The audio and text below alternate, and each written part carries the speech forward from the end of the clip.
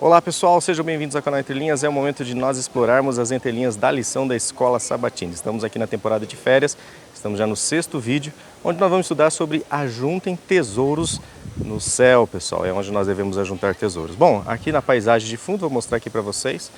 Nós estamos ainda em São Paulo, no estado de São Paulo. Estamos aqui perto de Cotia, no Templo Zulai, né? Um lugar bem bonito aqui para você vir aqui.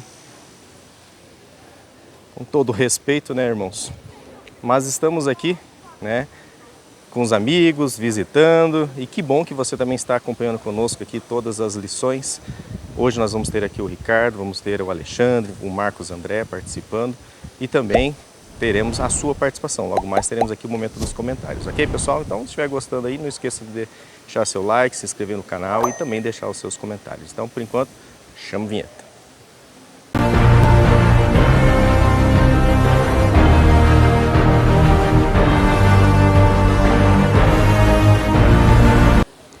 Bom pessoal, esse é o momento então de nós conferirmos aqui os comentários aqui, o pessoal que tem dedicado um pouco do seu tempo, do seu carinho aqui, para não somente deixar o like, mas também convertido o carinho em palavras, né?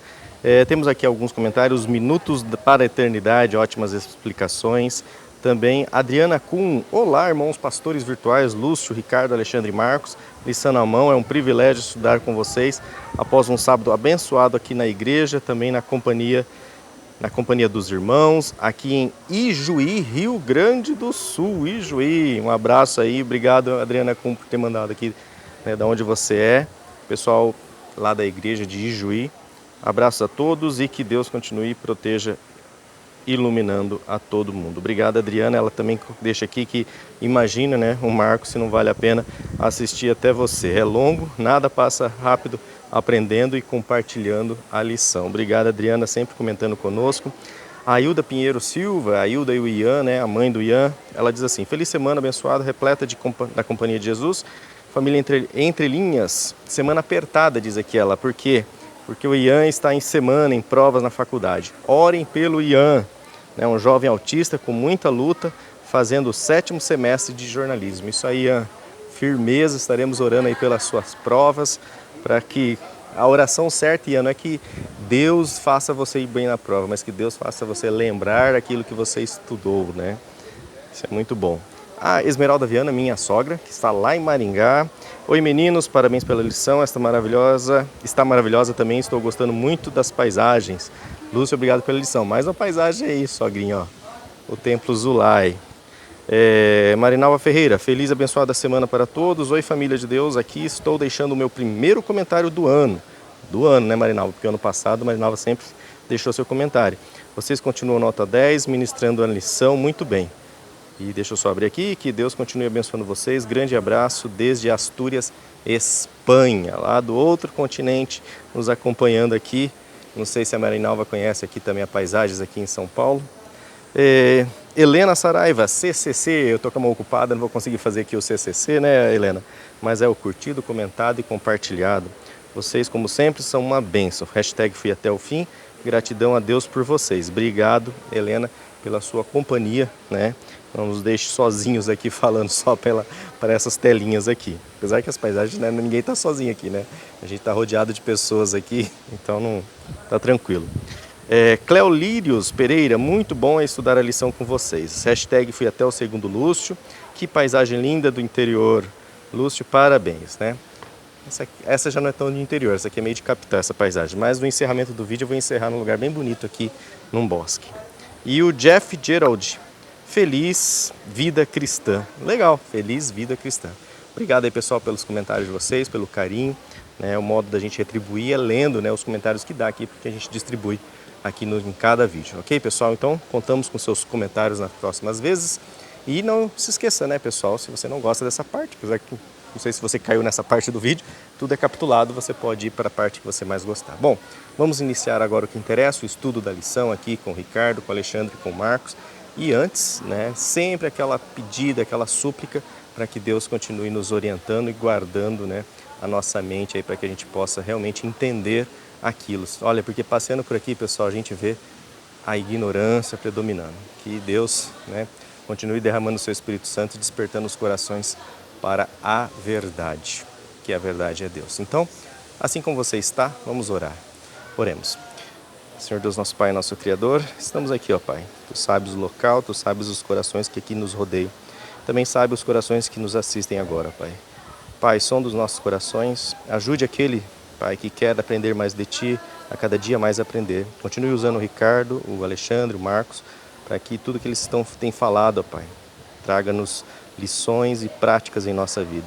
Que nos ajude agora nessa lição, que a gente possa juntar tesouros no céu, Pai, que é o melhor lugar para se juntar tesouros, Pai.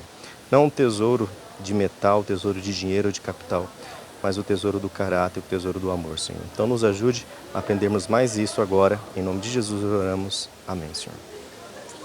Bom, pessoal, então agora sim, chega aí, Ricardo, é com você. Bom, gente, vamos lá. Lição 6. Ajuntem tesouros no céu. Como de costume, vamos trazer uma expressão hebraica para lançar alguma luz sobre o título e aproximar nosso pensamento do texto original. Otsar, gente, é uma expressão que nós encontramos no hebraico para tesouro.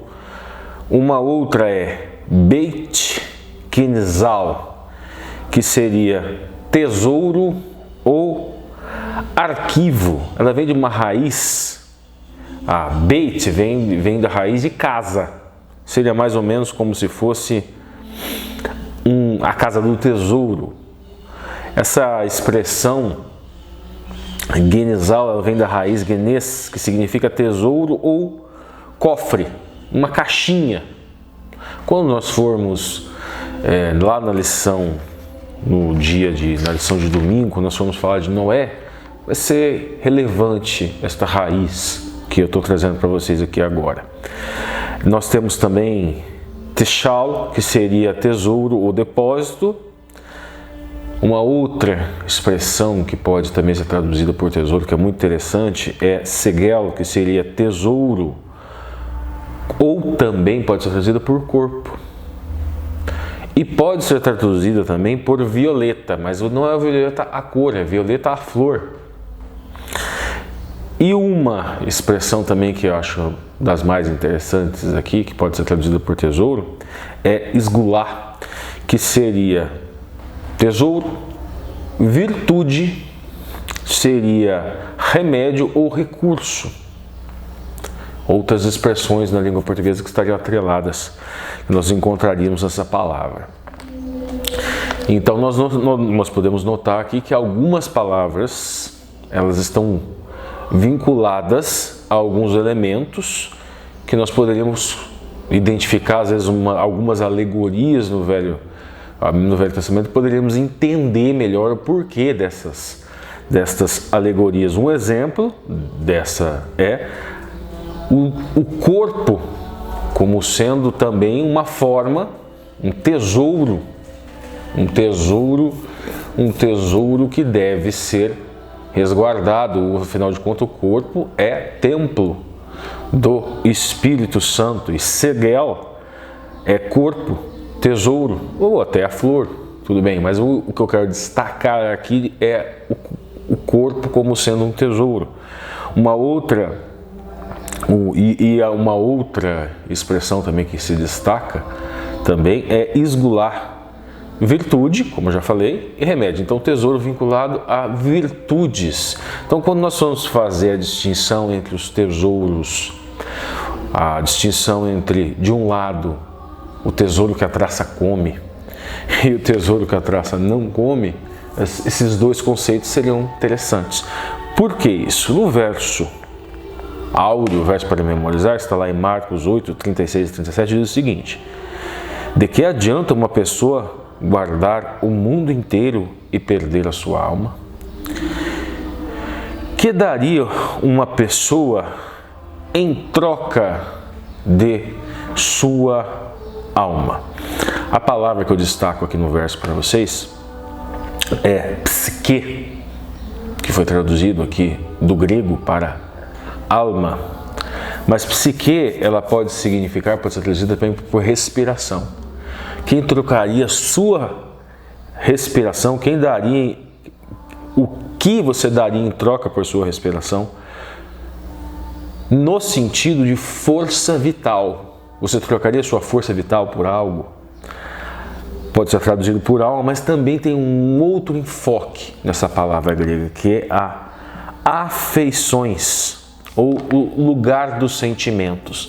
Na lição da semana passada, nós falamos sobre certas estruturas sociais de endividamento, que são propositais mesmo. E nós falamos da expressão hebraica para empréstimo, lavar, que está vinculado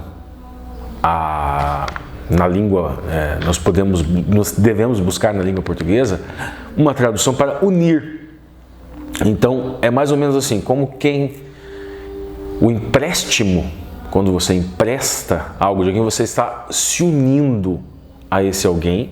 E segundo o próprio texto bíblico, que nós estudamos no verso da semana passada, o rico domina o pobre e o que pede emprestado é servo do que empresta. Existe uma relação, então, de poder, então, de vinculação, onde um domina o outro, através desse mecanismo que é o empréstimo.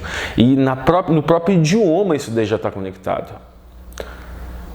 Então, essas estruturas, o empréstimo e não só empréstimo, ou seja, existem estruturas de dominação social de um para com o outro, que se utiliza como mecanismo direito, o dinheiro, a prata, Kesser.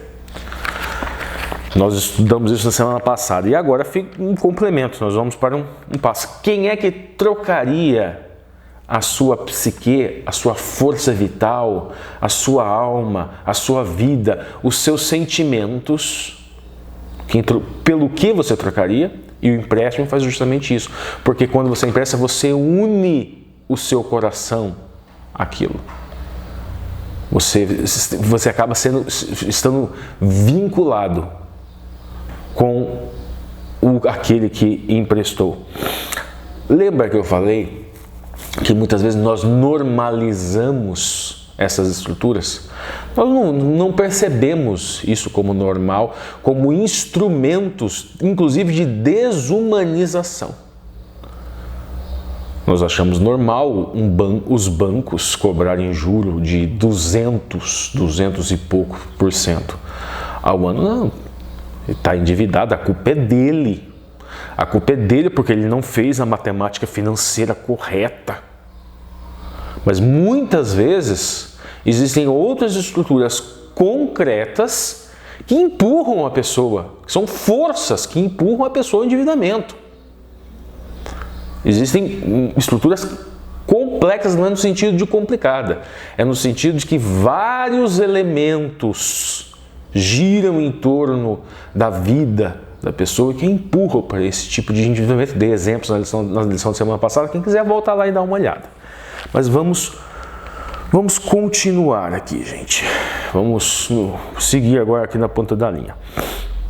O autor na ponta da linha vai falar que Jesus nos deu melhor estratégia de investimento do mundo quando disse, abre aspas, vamos lá, Mateus 6, 18 e 20.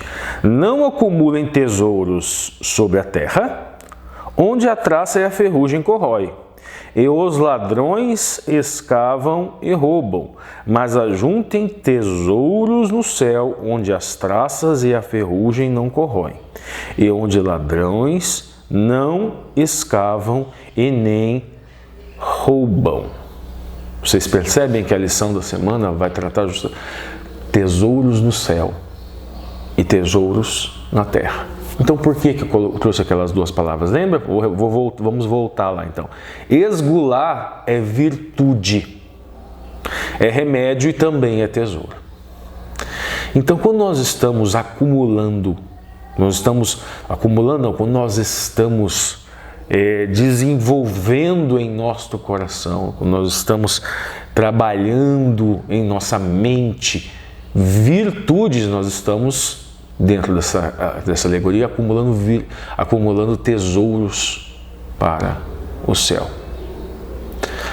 Então vejamos, vamos seguir aqui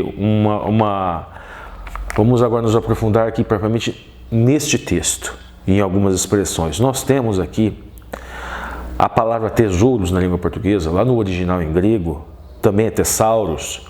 Tesauros significa, não é propriamente, quando a gente pensa tesouro, a gente pensa em várias pedras de prata, coisa e tal, mas aqui não, é o local onde guarda.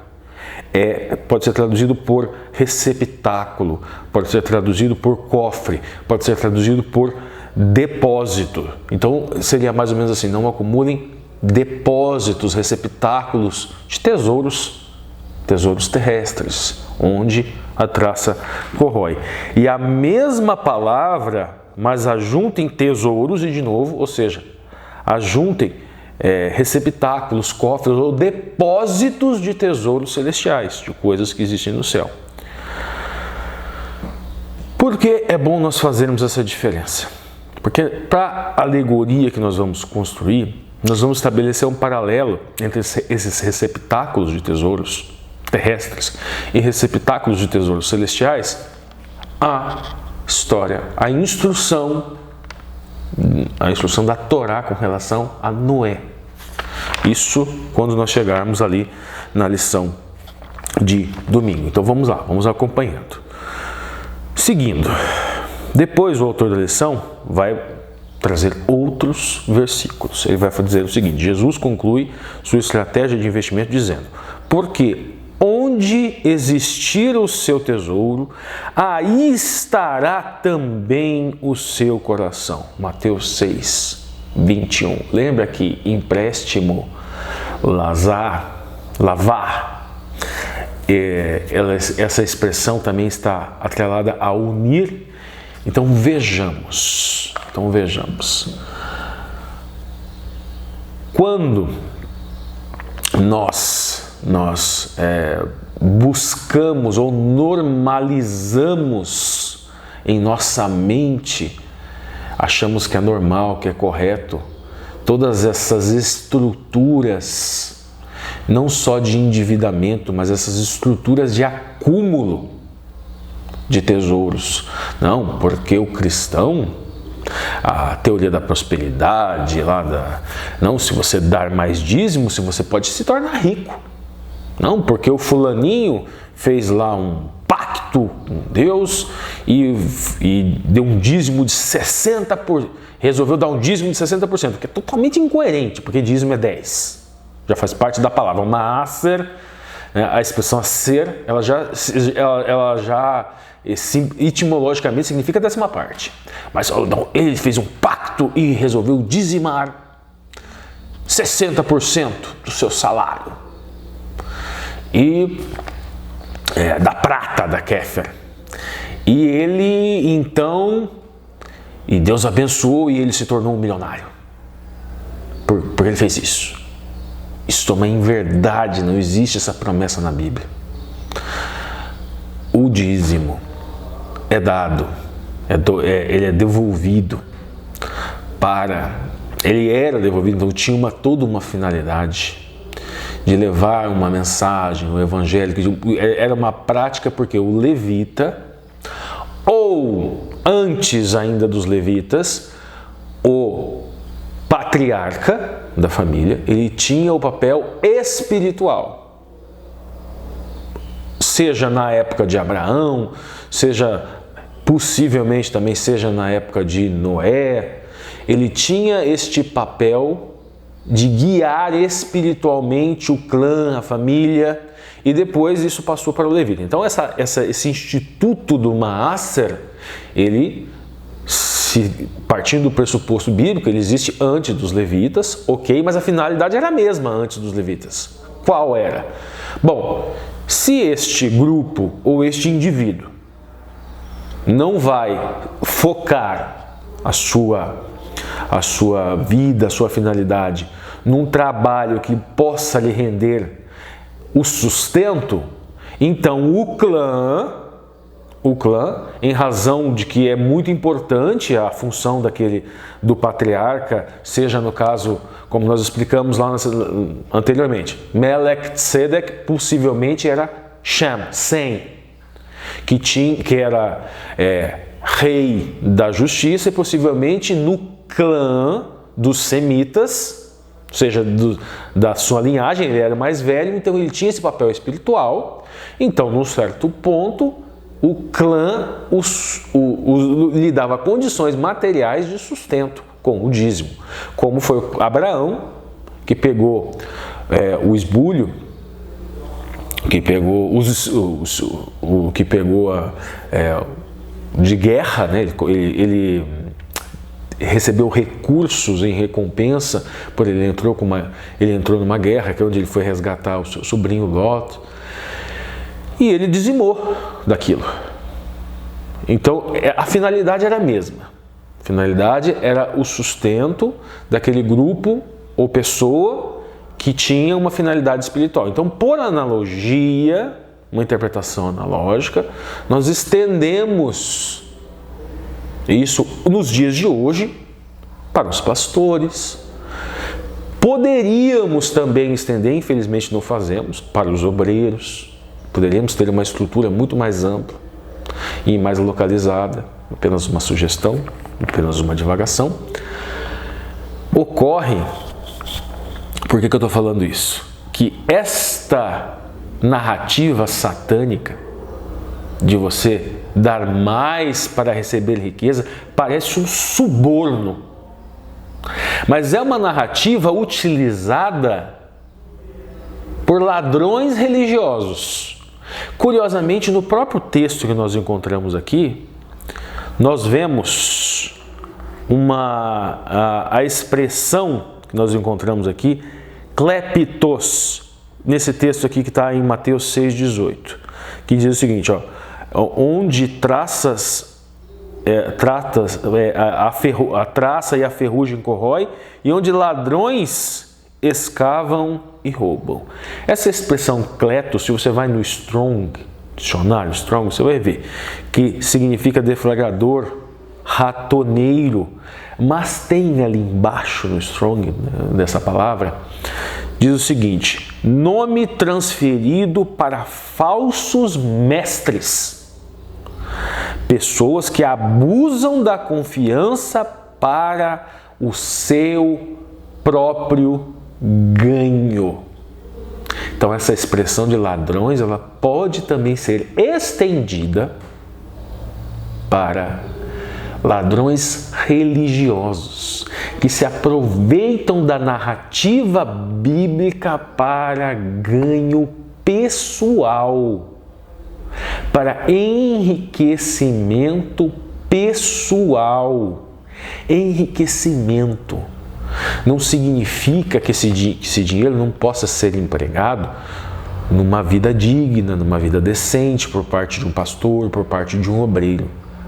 Mas eles não podem, de forma alguma, ter uma intenção de um enriquecimento. Imagine um pastor tendo uma vida totalmente incompatível sob o ponto de vista de luxos e com o seu rebanho. Imaginemos milhões de fiéis tendo uma vida de classe média baixa ou até pobres e miseráveis, e bancando uma vida de ricos, de milionários, de certos pastores. Andam de lancha, viajam de primeira classe e fazem passeios nas Maldivas, no Caribe, enquanto os fiéis têm dificuldade de providenciar o sustento da própria família. Narrativa satânica. Vamos continuar. Depois o autor da lição, em outras palavras, mostre-me em que você gasta o seu dinheiro, e lhe mostrarei onde o seu coração está. Vamos pensar o seguinte, gente. Lembra que eu falei? Trouxe até algumas palavras ali, a Beit Gensal, que significa tesouro, mas é um arquivo, vem de Genes, que significa tesouro, ou um cofrinho. É como se o nosso coração, o Lev, que também no hebraico, leve não é só coração, é pensamento. É como se nós colocássemos ele dentro dessa caixinha onde estão guardados os outros tesouros. Então, se você coloca o seu coração dentro dessa caixinha, que é do tesouro terrestre, ali também está o seu coração. Bom, fica muita palavra bonitinha, mas pouco o efeito concreto. O que significa isso? Significa, gente, o que significa você colocar o seu coração dentro desse cofre onde estão todos os tesouros terrestres? Significa você achar como normal estruturas de exploração, estruturas econômicas de exploração, aonde um pequeno grupo se beneficia pela miséria de um grande grupo, utilizando narrativa religiosa. Essas pessoas são cleptos, são bandidos, ladrões espirituais. É justamente esta mesma expressão aqui que é onde, se você coloca o seu coração, e quando você vai tentar subornar o divino, você está sujeito a esses falsos mestres. Se você acredita nessa narrativa de suborno, você já recebeu a bênção de poder ser salvo apenas em atender o chamado. Atender um chamado de emuná, uma fé atuante, para praticar atos de justiça, tzedakah, e atos de justiça e caridade aonde você estiver, e levar essa boa nova. Você não precisa cumprir plenamente a mitzvah, que é mandamento, mas também é boa ação. Ninguém é 100% bom o tempo todo. O cumprir da lei para ser salvo, até o último tio seria necessário. E por isso Cristo veio. Então basta atender o chamado para uma fé atuante. Basta ter hesed, você julgar o próximo com misericórdia, para no dia do juízo você ser julgado também com misericórdia. Você ser um cristão perdoador, para que você também seja perdoado. Perdoa as nossas dívidas, assim como nós perdoamos os nossos devedores. Bom, depois o autor da lição vai dizer: você quer um coração voltado para o reino de Deus? Se a resposta é sim, então coloque o seu dinheiro onde ele colherá recompensas eternas. Qual é o grande problema disso? A narrativa religiosa, e acredito eu que o inimigo trabalha com isso. Imaginemos o seguinte: indulgências. É uma narrativa religiosa que pregava isso. Não, vocês precisam colocar o seu coração, juntar tesouros no céu. Então eles davam dinheiro para a igreja, comprando perdão de pecados. Às vezes compravam perdão de pecados passado, presente e futuro. Ou seja, quem tinha mais dinheiro tinha mais condições de ter o perdão. Em tese, se estariam fazendo o que aqui? Em tese, se estariam comprando tesouros celestiais. Em tese, essa é a narrativa falsa. Este é um exemplo, as indulgências da Igreja Católica na Europa, tempos atrás, séculos atrás, de como a narrativa religiosa pode ser utilizada como um mecanismo para cleptos, ou seja, falsos mestres, uma narrativa que não é original, não é esta a narrativa original, enriquecerem. Inclusive Lutero, quando fez a questão, nós enfatizamos muitas vezes os pontos de doutrina mais num viés mais abstrato, a questão, mas tem toda uma questão concreta que o Lutero disse, a certo ponto, que uma basílica que seria reformada, e o Papa pediu indulgências e dinheiro para a construção dessa basílica. E Lutero falou assim: espera um pouco, o Papa é um dos mais ricos, ele tinha um patrimônio na época, um dos homens mais ricos do mundo. Por que ele não pega o seu dinheiro próprio e constrói essa basílica ao invés de pegar dinheiro de fiéis que são muito mais simples e muito mais humildes do que ele. E foi perseguido por isso, Mas Lutero não morre. Por que será? Ele encontrou guarida, e é aí que a complexidade da situação, a compra de narrativas também, ela aumenta.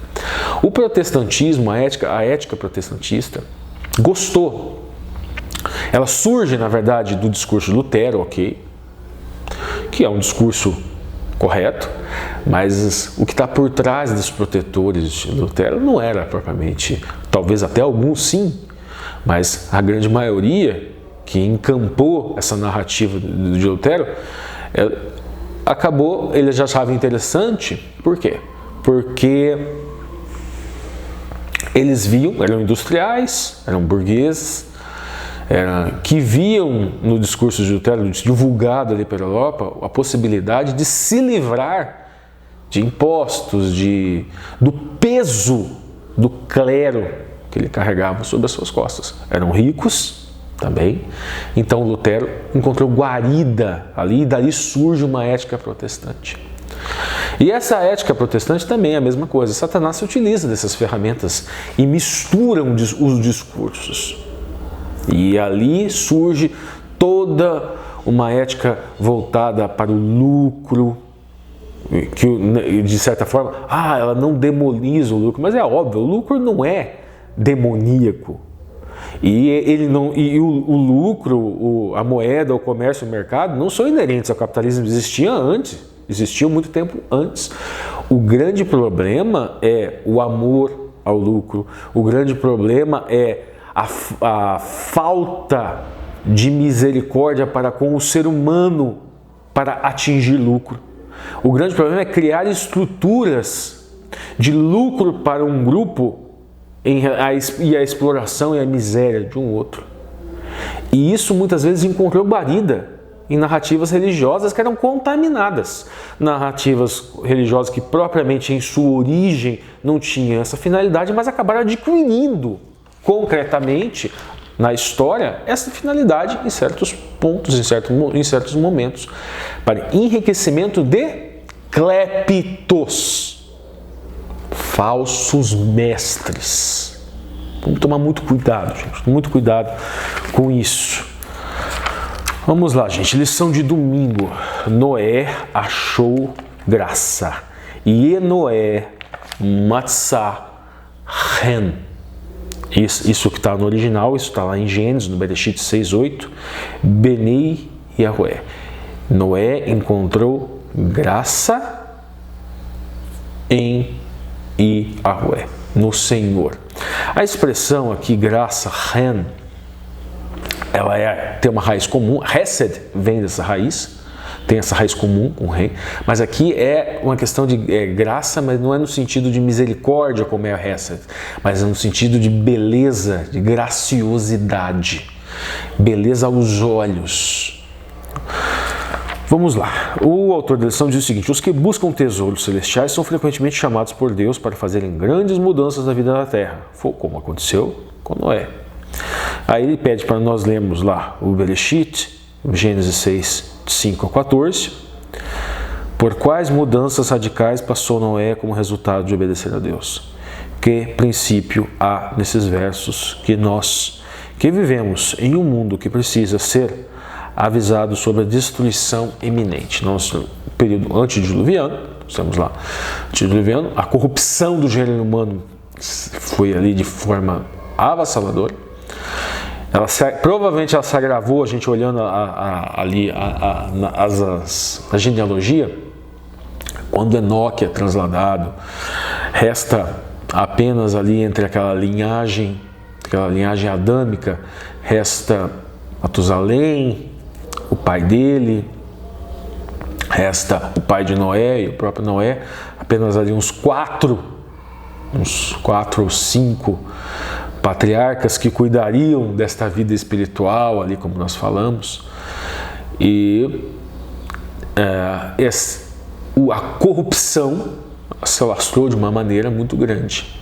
provavelmente uma cisão, uma separação entre setistas, ou seja, a linhagem de Sete, e caimitas, a linhagem de Caim, ali provavelmente centralizado na cidade que veio a ser chamada, nomeada Enoque, que seria não o Enoque que foi trasladado, mas um Enoque da linhagem caimita, que deu nome a essa cidade, e um fortalecimento dessa cidade. Então essa corrupção, ou seja, deve ter havido um esvaziamento de verdadeiros guias espirituais. A linhagem setista devia ter sobrado poucos patriarcas, e um enchimento de cleptos, muito provavelmente falsos mestres. A exploração do homem pelo homem deve ter se espalhado de forma tremenda naqueles dias, e Deus olhou e teve Nehen, ele teve compaixão, que às vezes é traduzida por arrependimento. Ele teve tristeza ao ver a criação. Em razão disso ele teve tristeza, mas ele olhou para Noé e ele viu beleza, e ele era e foi eleito como um remanescente. O interessante, gente, é que Deus faz o chamado para emunar, para pregar, para 100 anos. Não é só Noé, porque olhando a genealogia nós sabemos que Matusalém e Jared eram contemporâneos a Noé, e com certeza participaram da construção da arca. Matusalém, se não me engano, ele morre no ano do dilúvio. Se não me engano, o filho, o pai de Noé, se não me engano, morreu 5 anos antes, mas, ou seja, eles participaram também dessa pregação, eles só não entraram na arca porque morreram antes. E provavelmente outros, que nós não temos, que não estariam ali na genealogia, mas que morreram antes, e acaba entrando apenas Noé e a sua família, os seus filhos e as esposas dos seus filhos, Sem, Shem, o Cão e Jafé. Mas o que eu quero destacar aqui nessa alegoria que eu falei lá no começo da minha narrativa é o pedido. Ele pediu para que o Noé ele fizesse Tevat Atsei Kofer, ou seja, que seria uma arca feita da madeira de Gofer, que seria uma árvore que nós não sabemos muito bem que árvore que é, que tipo de árvore que é, como seriam essas estruturas da madeira antes do dilúvio. Não temos a menor ideia, partindo de um pressuposto bíblico, que nós aceitamos pela emuná, nós aceitamos pela fé, por uma convicção. Mas vamos lá, o detalhe é o seguinte: Tevat, gente, é arca, mas também é caixa. E também pode ser traduzida por púlpito e pode ser traduzida por palavra escrita. Então vejamos bem, o acúmulo de tesouros terrestres muitas vezes é associado exclusivamente ao amor que a pessoa tem pela prata. Mas não é apenas isso, é a aceitação de narrativas. E Satanás, ele contamina as narrativas religiosas. Contamina narrativas religiosas de modo que, quando elas se materializam na sociedade, elas podem se tornar estruturas de exploração, de escravização, estruturas narrativas que naturalizam práticas desumanas, práticas contra a verdadeira religiosidade de Yeshua HaMashiach, o verdadeiro evangelho, que é um evangelho de misericórdia, que nós vemos é um evangelho contra a lei, contra a usura, contra a exploração do pobre. E a normalização disso, ou seja, a aceitação dessas palavras, você colocar esta narrativa em seu coração, também é uma forma de acumular tesouros terrestres, de ser enganado e de enganar. Não só você ser enganado por cleptos, mas se tornar um clepto nas suas práticas também cotidianas, suas práticas do dia a dia. Então veja bem, Noé construiu uma caixa Tevat, onde ele também seria preservado ali dentro. Então você ouvir e aceitar a narrativa não contaminada é uma forma de se preservar, como Noé se preservou. Ele pregou 120 anos, ele levou essa palavra por 120 anos. E essa palavra ela se materializa naquela arca. A arca é também um símbolo de preservação, mas não só preservação da vida, mas preservação do coração. Porque onde estiver o seu tesouro, estará o seu coração. E onde estava o tesouro de Noé? Estava dentro da arca. A sua família. Ele levou até ele próprio entrou na arca. Ele próprio encampou a narrativa, uma narrativa de misericórdia. Olha, Deus vai destruir, mas ele tem um discurso de misericórdia. Quem quiser pode entrar comigo. Não deu certo. Poucos aceitaram essa narrativa, porque o coração deles estava em outro lugar. O coração deles não estava na misericórdia. Eles se exploravam, era um tempo de luta, era um tempo de exploração do homem pelo homem. E eles amavam aquilo, de certa forma. É mais ou menos como, eu me lembro do livro do Dostoiévski, O Sonho de um Homem Ridículo. E quando o homem ridículo leva para aquele mundo incontaminado as visões do nosso mundo e começa a contaminar e aquele povo começa a se degladiar e ele fala, não, a culpa é minha, fui eu que trouxe essa narrativa para vocês. E eles falam, não, mas tudo bem, mas nós aceitamos e nós gostamos. Hoje nós gostamos disso, de ser assim. Mesmo com toda a desgraça que estava acontecendo. É mais ou menos isso, você aceitar essas narrativas, você passa a gostar dessas estruturas. Essas estruturas passam a fazer parte de você, muitas vezes você deseja ser um clepto, mas não o clepto do baixo clero, mas você está lá aceitando aquilo porque você acha, não, mas pera lá, talvez eu consiga mais para frente, tá lá naquele grupinho que anda de lancha. E aceita essa narrativa porque você tem esperança de ter um proveito nela. Vamos tomar certos cuidados com isso, vamos continuar. Então qual é o princípio nesse verso? Veja bem, gente. Nós temos aqui um Noé que o coração dele era um coração de uma pessoa misericordiosa, praticava tzedakah, praticava atos de justiça, atos de caridade, ele tinha amor para com a sua família, ele tinha uma vida espiritual que não era baseada em ritualísticas de atos simbólicos, não, mas era de prática de caridade, de amor.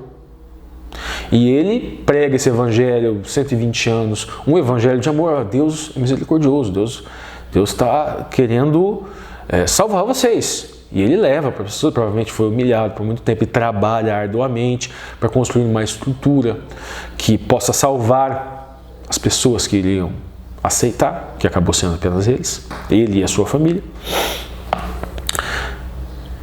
Antes do dilúvio, então nós temos o coração dele estava colocado aonde? É muito fácil colocar o coração dele estava no Senhor. Mas o que quer dizer isso? O que quer dizer isso? Vamos lembrar, por exemplo, de Jonas, que quando o Senhor traz aquele discurso de misericórdia para ele, Jonas, eu vou levar misericórdia para aquele povo, o Senhor é misericordioso, os ninevitas já fizeram tantas coisas horríveis, tantas coisas horrendas, o Senhor vai perdoar eles. Jonas, de certa forma, sabia, ele só não queria levar o Deus de amor para aquele povo. Noé aqui é diferente, Noé não. Noé, mesmo que aquele povo tivesse praticando as coisas mais horrendas, ele leva aquele discurso. E quando ele leva aquele discurso, ele coloca o seu coração naquele discurso. E quando ele coloca o seu coração naquele discurso, ele se torna um com aquilo. E quando ele se torna um com aquilo, isso significa se tornar um com Cristo. Ele se tornou um ser misericordioso. E ao se tornar um ser misericordioso, ele recebeu a misericórdia. E o coração dele foi preservado, e a alma dele foi preservada, e a respiração dele foi preservada, e o espírito dele foi preservado, e os desejos dele foram preservados. Os desejos, no sentido do desejo de levar o amor, de levar o bem para o próximo. Lembra que eu falei para vocês? E a virtude dele foi preservada. Lembra que esgular significa virtude? Vocês lembram quando eu falei que psique também é o lugar dos sentimentos? As pessoas, quando colocam seu coração em tesouros materiais, eles se tornam duros. Eles perdem o amor pelo próximo, pelo ganho da matéria, da prata, do ouro.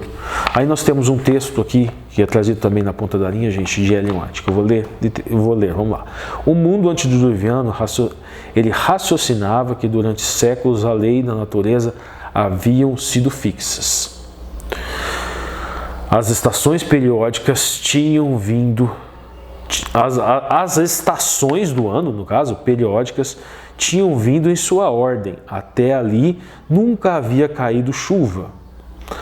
A terra era regada por uma neblina, uma espécie de orvalho. Os rios jamais haviam passado dos seus limites, mas com segurança tinham levado as suas águas para o mar. Imutáveis decretos haviam impedido que as águas transbordassem.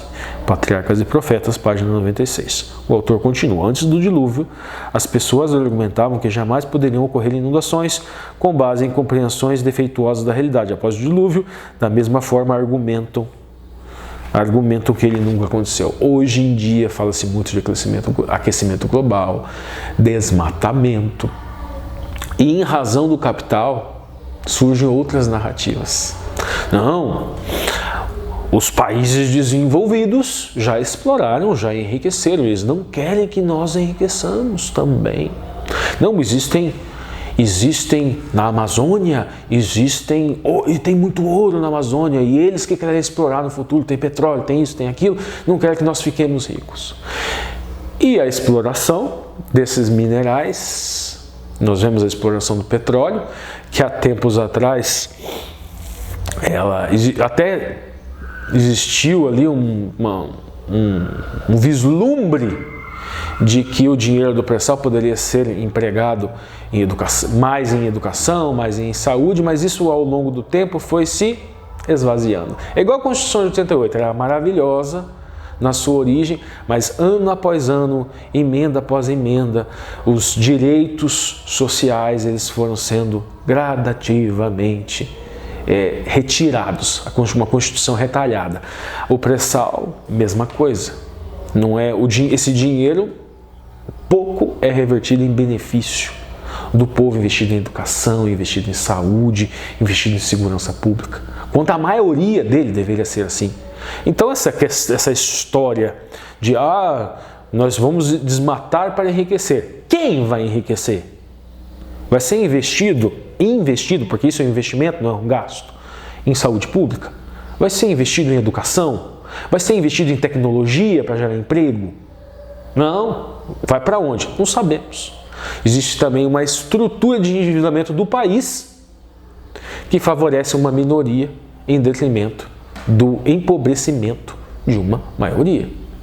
E algo que inclusive não é sustentável no longo prazo.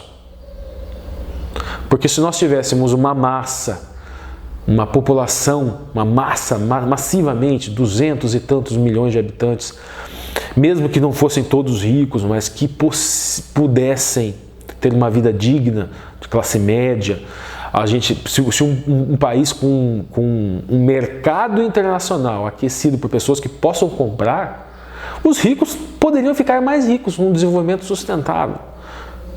E ficam numas discussões tolas entre socialismo e comunismo. O país no mundo é puramente social ou puramente capital. São sempre estruturas complexas, compostas por vários elementos. Mas o principal pessoas compram a narrativa do lucro desenfreado, não sustentável de uma minoria, por motivos dos mais variados. Pessoas ajudam criando, às vezes consciente ou inconscientemente, com narrativas religiosas muitas vezes, a exploração, a normalização de práticas desumanas de exploração. E nem percebem que com o discurso religioso estão pegando o seu coração e colocando no terreno e não no espiritual. E muitas vezes estão ajudando cleptos, falsos mestres que buscam enriquecimento particular, enriquecimento próprio, porque querem fazer parte daquela minoria que vive em razão de um desenvolvimento não sustentável, de exploração, de normalização daquilo que não é espiritualmente e compatível com o evangelho de misericórdia, com o evangelho de amor, com o evangelho de caridade. O mandamento bíblico não é: deixem as pessoas pobres para que você possa praticar atos de misericórdia. Não. A ideia é que isso não exista. As tribos foram divididas, as tribos de Israel foram divididas de uma forma para que todos tivessem condições dignas. E até o levita, que não tinha território, se criou uma estrutura para ele, que é o dízimo. Ele não tinha terra, mas as outras tribos, havia uma desigualdade, porque todas as outras tribos receberam terras, poderiam trabalhar, poderiam se manter. Como o levita não recebe terra, cria-se uma estrutura para sanar essa desigualdade social, que é o dízimo.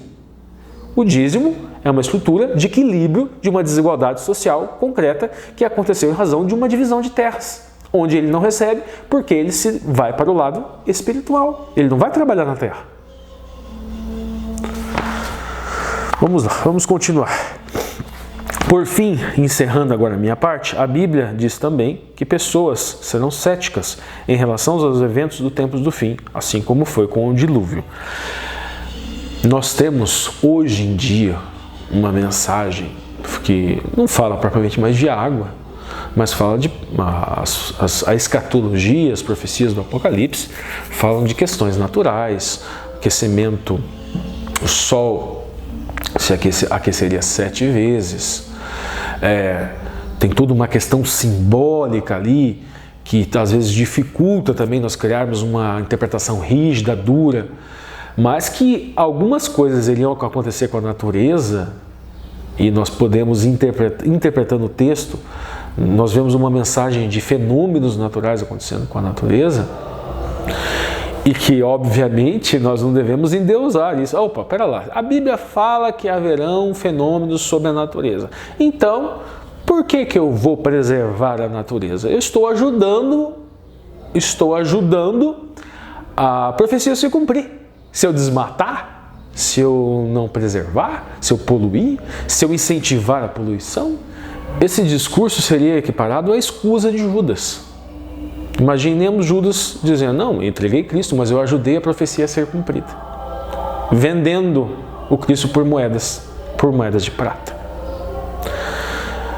Vamos tomar cuidados, as entrelinhas homeopáticas de hoje também foram trazidas para vocês, e a ponta da linha também foi trazida, e agora quem segue é o Alexandre.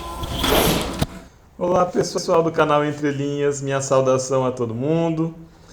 Aqui tá caindo uma chuvinha mansa, já fazem uns 3 dias. Então se você escutar aí da sua casa o barulho de gotas, é a chuva que está caindo aqui em Camorão. Quero deixar meu abraço para todo mundo mais uma vez. E vamos seguir estudando a lição. Agora lição de segunda-feira, dia 6 de fevereiro, e lição de terça-feira, dia 7 de fevereiro. E a lição de segunda e a lição de terça, de certa forma, elas acompanham a história de 2 personagens que estão relacionados, histórias que são relacionadas. De um lado a história de Abraão e do outro lado a história de Ló. E a gente vai se perguntar ou responder, ao longo da lição, como que esses 2 personagens responderam à questão: aonde está o seu tesouro? Aonde estava o tesouro de Abraão e aonde estava o tesouro de Ló? Vamos lá, lição de segunda-feira, nós temos 2 textos base. Um texto de Gênesis 12, 1 a 3, que é um texto já bem conhecido. sai da tua terra, da tua parentela, da casa de teu pai e vá para a terra que eu te mostrarei. O chamado de Abraão por Deus, desculpe, para que Abraão saísse da terra de Ur dos Caldeus. Então, o chamado que Abraão recebe de Deus. E vem a promessa. O que Abraão recebe de Deus como promessa? Far-te-ei uma grande nação, te abençoarei, abençoarei os que te abençoarem, amaldiçoarei os que te amaldiçoarem, e sê tu uma bênção. Em ti serão benditas as nações ou os povos da terra. O outro texto é o texto de Hebreus 11, versículo 8 até 13, que apresenta ali Abraão e Sara como heróis da fé. E aí tem uma série de coisas que Abraão fez e que Sara fez. Pela fé obedeceu, saiu, foi, sem saber para onde ia, habitou, morou em cabanas, esperava uma cidade cujo construtor é Deus. E depois é falado o nascimento de Isaac também, enquanto uma espera de fé, posto que Abraão e Sara já eram idosos. Quando a gente olha para a história de Abraão, saindo de Ur dos Caldeus, a gente tem que tomar cuidado para não pensar que isso fosse um investimento financeiro. Abraão não estava calculando assim, Deus está me chamando para sair daqui, eu vou ficar muito rico, eu vou ter muito sucesso, eu vou ter muito poder, eu vou ter muita influência. Abraão não deixa Ur dos Caldeus porque Abraão quer ficar rico. Não. Abraão já era rico em Ur dos Caldeus. Abraão deixa Ur dos Caldeus por um motivo simples. Deus mandou. E ponto. Abraão deixa Ur dos Caldeus porque ele confiava em Deus. É por esse propósito que Abraão deixa Ur dos Caldeus. Ele confia em Deus e Deus mandou ele sair e ele sai. Deus manda. Ele deixa Ur dos Caldeus não por ser o mais conveniente, mas por ser o certo a se fazer. A saída de Ur dos Caldeus, em termos humanos, era um retrocesso, era andar para trás. Ur dos Caldeus era um centro cosmopolita, era uma cidade grande, influente, mas era uma cidade que tinha também idolatria, uma cidade que tinha também sua cota de corrupção. O chamado de Deus para Abraão é um chamado para uma vida mais simples, é um chamado para uma vida de menos poder político, é um chamado para uma vida de menos poder econômico, é um chamado para uma vida de mais simplicidade. E aí é o terror da teologia da prosperidade de volta, né? Mas Deus enriqueceu, Deus engrandeceu, Deus deu posses e bens para Abraão. Sim, Deus deu tudo isso. Mas esse não era o propósito pelo qual Abraão saiu de Ur dos Caldeus. Abraão recebeu muitas bênçãos materiais de Deus, mas o propósito dele sair de Ur dos Caldeus era para que ele se convertesse em uma bênção. Era porque ele acreditava em Deus e porque Deus lhe ordenava. A passagem de Hebreus, ela é muito interessante quando a gente segue um pouquinho mais à frente no texto, ali de Hebreus 11, quando vai dizer que todos esses, e aí se refere a Abraão inclusive, morreram sem terem recebido a promessa. Crendo, confiando, porém, em Deus, confiando na promessa e tendo a certeza de que eles eram peregrinos, de que eram estrangeiros em terra estranha, eram estrangeiros nessa terra. Então quer dizer o seguinte, Abraão não saiu para receber uma promessa de ganho, principalmente porque as promessas de ganho de terra nunca se concretizaram plenamente na vida de Abraão. Abraão saiu porque Abraão recebeu uma promessa muito superior. O tesouro dele não estava nas coisas que ele receberia de Deus, mas o tesouro de Abraão estava em estar com Deus, em obedecer a Deus, em viver em comunhão com Deus. O chamado de Deus para Abraão é um chamado parecido com o chamado feito a Enoque. Um chamado parecido com o chamado feito a Moisés, que ressuscitou depois. Um chamado parecido ao chamado feito a Elias. É um chamado para caminhar com Deus, para peregrinar com Deus. Mesmo que isso signifique uma vida mais simples nessa terra. Não é a riqueza nessa terra que importa. Aonde está o teu tesouro, aí estará o teu coração. E aí a gente caminha para a lição de terça-feira. E a lição de terça-feira nós temos 2 padrões de decisão. A história conhecida dos irmãos, a gente pode recapitular. Abrão e Ló enriqueceram muito. Ló era o sobrinho de Abraão, que saiu junto com ele de Ur. Ló participou das bênçãos que Deus deu a Abraão. Os dois se tornaram ricos, prósperos, donos de muitas criações de animal. E chegou uma hora que os rebanhos eram tão grandes que a terra era incompatível com esses rebanhos. Não era possível sustentar tantos animais, tantas famílias, tantas pessoas. Os pastores de Abrão e de Ló passaram a disputar os poços, as pastagens. E aí vem a solução. Abraão procura Ló e fala o seguinte: olha, Ló, escolhe o teu caminho, porque o lado que você for eu vou no sentido oposto. Ló era mais jovem. Ló deveria ter deixado que Abraão escolhesse primeiro. Mas em vez disso, quando a gente vai para o texto de Gênesis 13, versículo 10 a 12, nós temos a descrição. Levantou Ló os seus olhos. Então Ló levanta os olhos. Ló olha. E ele vê a campina do Jordão, uma terra fértil, uma terra que era como o jardim do Senhor, a Bíblia fala. E na sequência diz o seguinte: Ló escolheu para si. Cresceu o olho, a riqueza, a possibilidade do sucesso, da fartura, da abundância. Ló escolheu para si. Guarde essa expressão. Quando a gente chega no versículo 13, nós temos uma continuidade que a lição não traz, mas que é importante. O versículo diz o seguinte, versículo 13. Ora, eram maus os homens de Sodoma. Ló escolheu a riqueza, mesmo que essa riqueza viesse com péssimas companhias.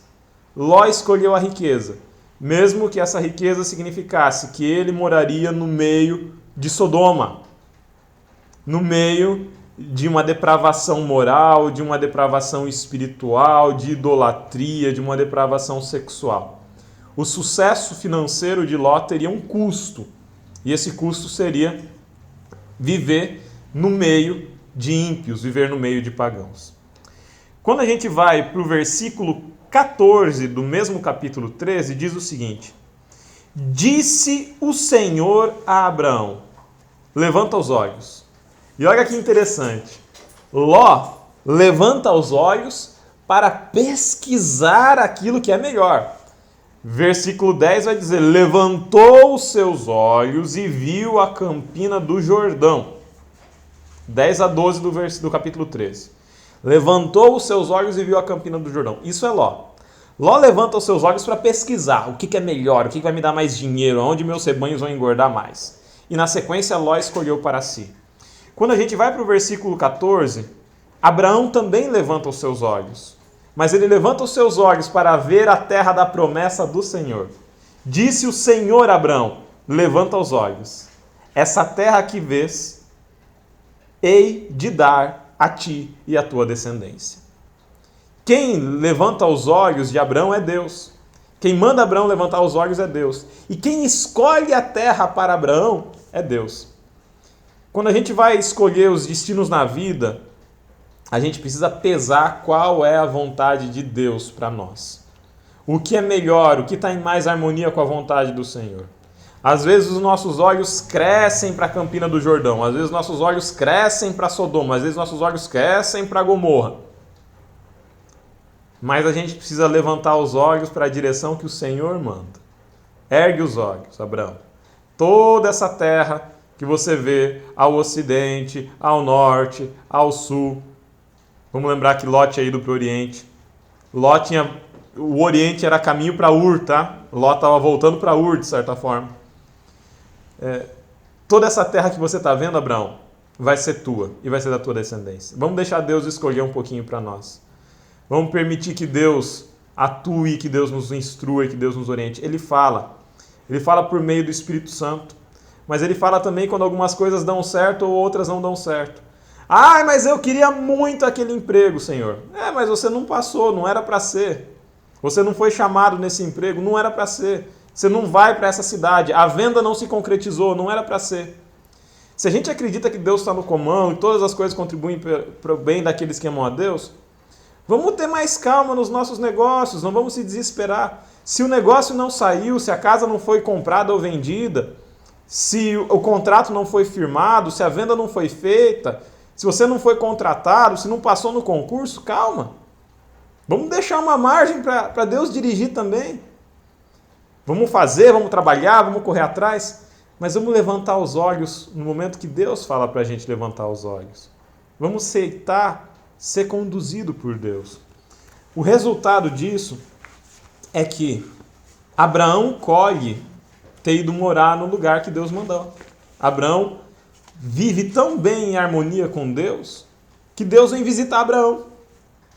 Por outro lado, Ló também colhe o resultado de morar no lugar que ele escolheu. O resultado é que Abraão tem que sair em defesa de Ló, intercedendo diante de Deus. Deus visita Abraão e fala: olha, Abraão, eu vou destruir Sodoma e Gomorra. Eu vou destruir porque o homem se tornou muito mal. Eu estou descendo para fazer um inquérito. E eu estou descendo para anunciar a você, Abraão, porque eu sempre anuncio primeiro aos profetas. Eu estou vindo anunciar para você, Abraão, que eu vou destruir Sodoma, que eu vou destruir Gomorra. E Abraão intercede por Ló. O resultado é que Ló é salvo da destruição com suas filhas. Mas sua esposa olha para trás e se transforma numa estátua de sal. Ló escolheu a terra mais gorda, a terra mais abundante. E ele saiu dessa terra mais pobre do que ele tinha entrado. Abraão permitiu que Deus escolhesse por ele. Foi para uma terra que parecia mais pobre do que a terra de Ló. Mas saiu dessa terra mais pobre, mais rico. Quem traz a riqueza é Deus. Quem traz o bem é Deus. Essa riqueza pode vir na forma de bens materiais, mas essa riqueza pode vir na forma de uma família bem estabelecida, na forma da salvação vindo te visitar na tua casa, na forma de harmonia no teu lar, na forma de grana, mas também na forma mais importante de todas, que é o retorno à lição de segunda-feira.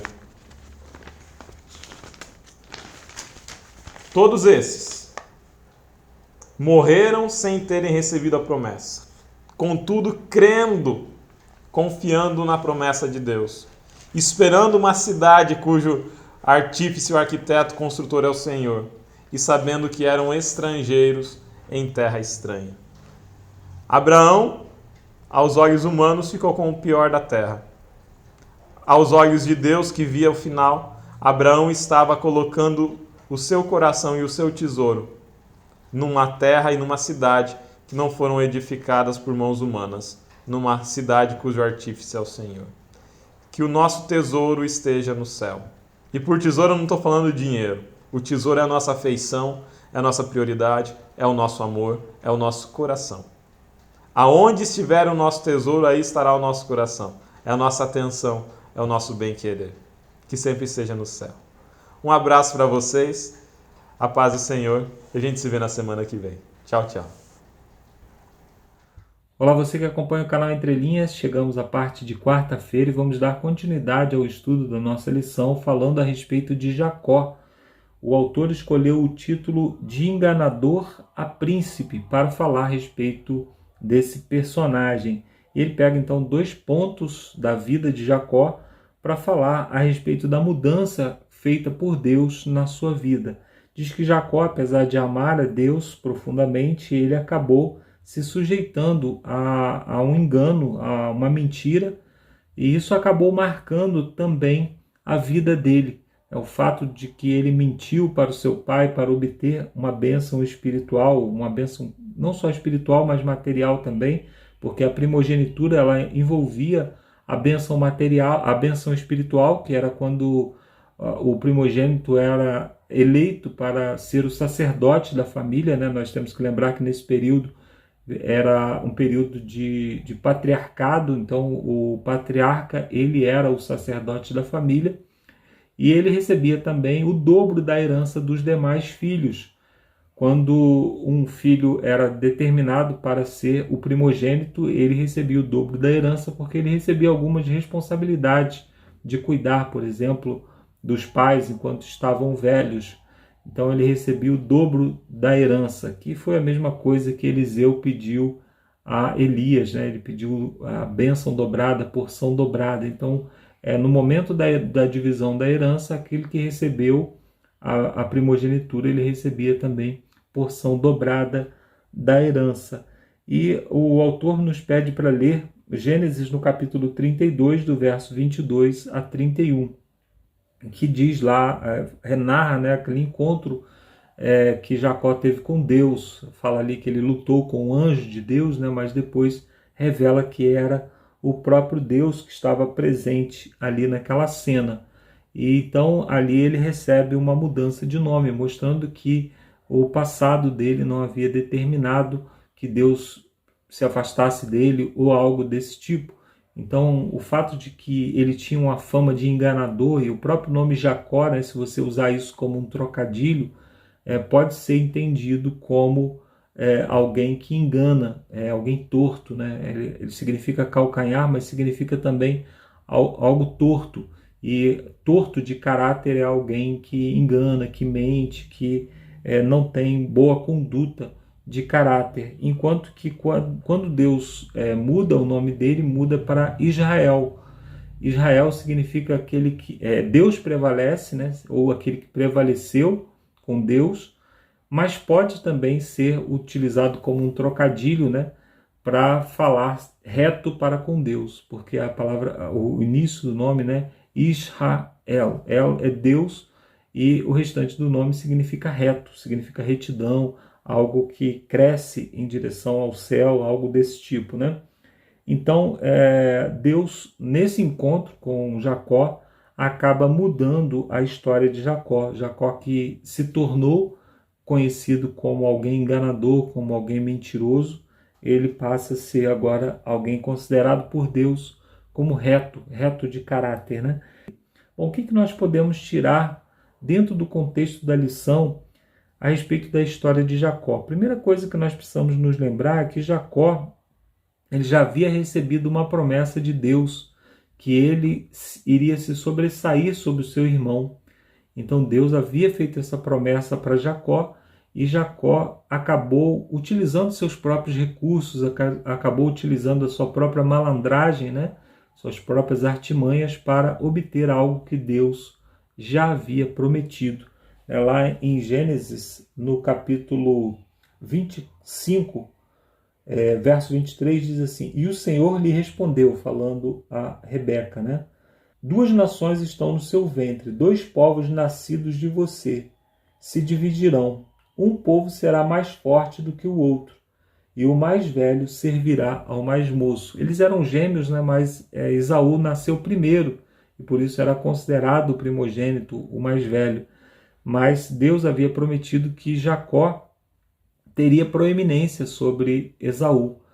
No entanto, ele precisou ainda, ele não confiou nas promessas de Deus e acabou buscando pelos seus próprios recursos uma bênção humana. Ele rejeitou, de certa forma, a bênção de Deus para buscar bênçãos humanas.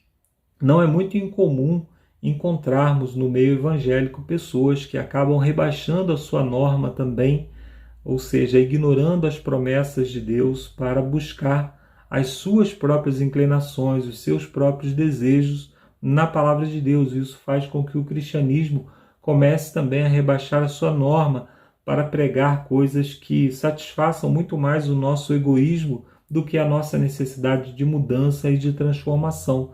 Então hoje cresce entre nós aquelas pessoas que buscam se sobressair aqui nessa vida, que buscam bênçãos materiais, ou que buscam até mesmo o céu, mas por motivos egoístas, né? Buscam o céu porque vão obter, vão ser beneficiados e se esquecem de outros aspectos importantes do Evangelho, como, por exemplo, o fato de que nós somos pecadores e, por causa dos nossos pecados, vamos ser condenados se não nos arrependermos. Não devemos pregar condenação, não devemos ser juízes de condenação de ninguém, mas é o fato de que a Bíblia nos desperta para o fato de que somos condenados, né? É que nos chama a atenção para a necessidade de um Salvador.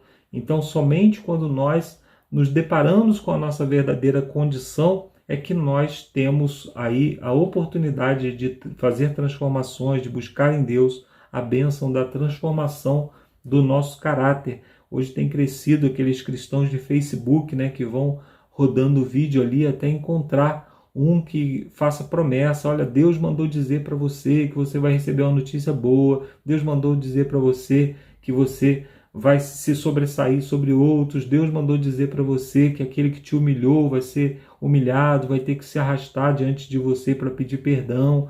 Então essas coisas, como se fossem bíblicas, elas são na verdade só um paliativo para o nosso próprio egoísmo. Nós somos egoístas e então buscamos coisas egoístas, mas aí buscamos com aspecto de cristianismo para que a nossa consciência seja aí abafada, né, pela a capa de cristianismo que essas coisas vêm. Mas na verdade o que nós estamos buscando são promessas que não estão alinhadas com aquilo que Deus prometeu na sua palavra. São promessas humanas, assim como Jacó também buscou uma bênção humana quando ele já tinha a bênção do próprio Deus. Isso nos demonstra que nós precisamos observar a vida de Jacó. O que fez com que Jacó realmente tivesse uma mudança naquele momento? O que Deus fez para que ele tivesse uma mudança? Deus perguntou o nome dele. Ele precisou olhar nos olhos de Deus e dizer: eu sou o enganador, eu sou o usurpador. E Deus então mudou o nome dele. Então nós precisamos também nos colocar diante de Deus e colocar diante dele as nossas deficiências, as nossas debilidades de caráter, as nossas inclinações para o mal, para que ele possa fazer transformações eficientes na nossa vida, mudar a nossa história, mudar o nosso nome e mudar até mesmo o nosso destino final, porque de condenados podemos passar a salvos, de mortos nos nossos pecados podemos passar para vivos eternamente. Na parte de quinta-feira nós temos o título Moisés no Egito e fala sobre as difíceis decisões que Moisés precisou tomar para servir a Deus. Ele precisou abrir mão do trono do Egito, já que ele estava na linha de sucessão ao trono, porque ele foi criado pela filha do faraó, então ele tinha direito a concorrer também ao trono. No entanto, ele preferiu estar com o povo, sofrendo, passando as dificuldades que ele passou ao liderar esse povo pelo deserto, ao buscar os privilégios de uma vida que, apesar de ser mais fácil, era uma vida que o levaria ao pecado, que o induziria a uma vida de pecado. Então Moisés tomou uma decisão muito mais espiritual do que uma decisão baseada nos benefícios que ele eventualmente poderia obter. É importante observarmos a vida de Moisés e pensar se nós não estamos escolhendo as coisas fáceis do Egito quando precisamos escolher, fazer escolhas espirituais, escolhas por abandonar as coisas desse mundo. Moisés ele teria milhares de desculpas que ele poderia dar para brigar pelo trono do Egito. Por exemplo, ele poderia dizer que se ele chegasse ao trono seria muito mais fácil dar a liberdade ao povo, né?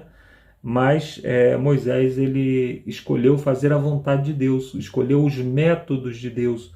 Então é muito importante quando nós fazemos essas escolhas e nós podemos dar também algumas desculpas para permanecer muito parecido com o mundo, para permanecer massageados no nosso ego pelos encantos que o mundo nos oferece, enquanto que a palavra de Deus nos mostra uma direção diferente, nos mostra coisas diferentes que nós precisamos almejar e que nós precisamos alcançar. As promessas feitas por Deus a Abraão, a Isaac, a Jacó e repetidas ao povo, elas são promessas que ainda estão válidas na Bíblia.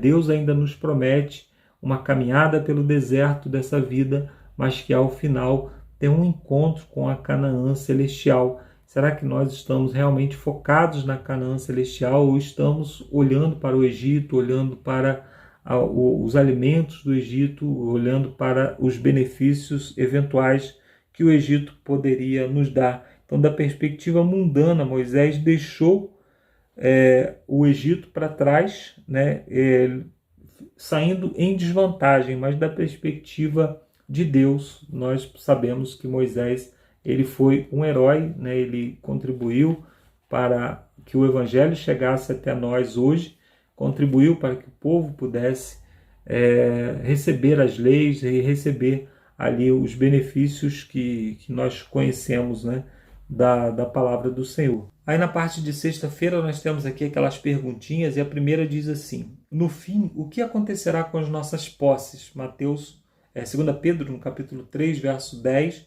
diz que tudo isso vai ser queimado, né? Tudo isso vai passar. E o que pode ocorrer com elas no fim, né? Mateus 6,20 fala que a traça e também a ferrugem come, né? Porque devemos manter tudo na perspectiva adequada. Então, é importante a gente entender isso, né? Manter as coisas na perspectiva adequada. Não dizer assim, dinheiro é coisa do diabo. Não, não é coisa do diabo.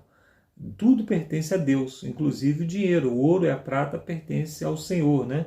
Mas nós não podemos fazer disso um ídolo. Nós não podemos colocar os bens, os recursos acima das pessoas. Nós não podemos colocar os recursos acima da palavra de Deus. Então nós temos que tomar cuidado para que isso não se torne um impedimento da nossa vida espiritual. Então os bens, os recursos financeiros, eles são bênçãos de Deus também. Mas como qualquer bênção de Deus pode ser transformada em algo ruim se nós não cuidarmos, né? Na pergunta número 2, Jesus alertou contra a fascinação da riqueza. As riquezas podem nos enganar, elas nos enganam. Muitas pessoas pensam que somente os ricos é que são gananciosos e que são levados a idolatrar os recursos, a idolatrar as coisas, né? Mas existem muitos pobres também que são gananciosos e que idolatram o pouco que têm, ou idolatram coisas que não fazem sentido, não edificam em nada, né? Idolatram posições, idolatram até mesmo coisas pequenas que possuem e acabam caindo na mesma armadilha, né? Nós precisamos tomar cuidado para não colocar as coisas acima das pessoas, para não colocar as coisas acima do reino de Deus, né? E a pergunta número 3, Moisés poderia ter justificado a decisão de ficar no Egito em vez de deixar tudo para trás a fim de fugir com um grupo de escravos? Poderia? O que motivou a escolha dele? O que motivou a escolha dele é o mesmo que deve nos motivar. É a promessa de um Deus que não falha, a promessa de um Deus que jamais falhou ao longo da história. Nós temos a promessa de salvação em Jesus Cristo. Essa é a promessa que Deus nos fez. É isso para isso que Deus nos chamou, para a salvação. Então, quando nós olhamos pela perspectiva da eternidade, nós colocamos todas as coisas no seu lugar. Nós vemos que tudo que construímos aqui é pequeno, porque, como falamos lá em 2 Pedro, no capítulo 3, verso 10, tudo isso vai queimar, tudo isso vai se tornar pó, cinza no final. E nós, então, precisamos construir com a nossa vida, com os nossos atos aqui, nós precisamos construir na perspectiva da eternidade, ou seja, tudo que nós temos, tudo que nós possuímos precisa estar voltado para a eternidade, para que o nosso coração não fique inclinado para as coisas desse mundo. Com esse pensamento, eu quero convidar você a orar comigo nesse sentido. Vamos orar? Santo e bom Deus, muito obrigado pelo privilégio que nós temos de ser administradores dos bens, dos recursos que o Senhor coloca nas nossas mãos. Mas nós não queremos de maneira nenhuma, Senhor, que esses bens, esses recursos, eles sejam afastados do Senhor e que eles sejam também objetos para nos afastar do Senhor. Nós te pedimos, Senhor, pela Tua graça, que as bênçãos sejam colocadas novamente aos Teus pés. Te pedimos também, Senhor, que o Senhor continue mantendo a nossa família, mantendo o pão todos os dias, a nossa mesa, mantendo todas as nossas necessidades em dia, para que assim, Senhor, livres de preocupações desse mundo, nós possamos te servir em espírito e em verdade. Se há algo em nós, Senhor, que tem nos afastado dos teus propósitos, nós te pedimos que nesse momento o teu Santo Espírito nos aponte a direção correta para que possamos, a tempo da vinda de Jesus, corrigir o curso da nossa vida. Salva a nossa família, salva os nossos amigos, as pessoas que estão ao nosso redor. É o que nós te pedimos pelo nome do nosso Senhor e Salvador Jesus Cristo. Amém. Obrigado, amigos, e até a semana que vem com mais um estudo da Palavra de Deus. Valeu, Marcos, obrigado pela sua oração, obrigado pelas suas palavras, valeu, Alexandre, valeu, Ricardo, e valeu a você que nos acompanhou até aqui. Não se esqueça de deixar aí o hashtag Fui Até o Fim, e se ainda não deu o seu like, é o momento de você dar o seu like, beleza, pessoal? Então aqui, ó, nos despedimos ainda aqui no Templo Zulai, aqui em São Paulo, e nos vemos, né, na próxima lição, já vai ser a 7ª lição, os mais pequeninos irmãos. Então nos vemos lá, pessoal, fiquem com Deus. Tchau, tchau. Até lá.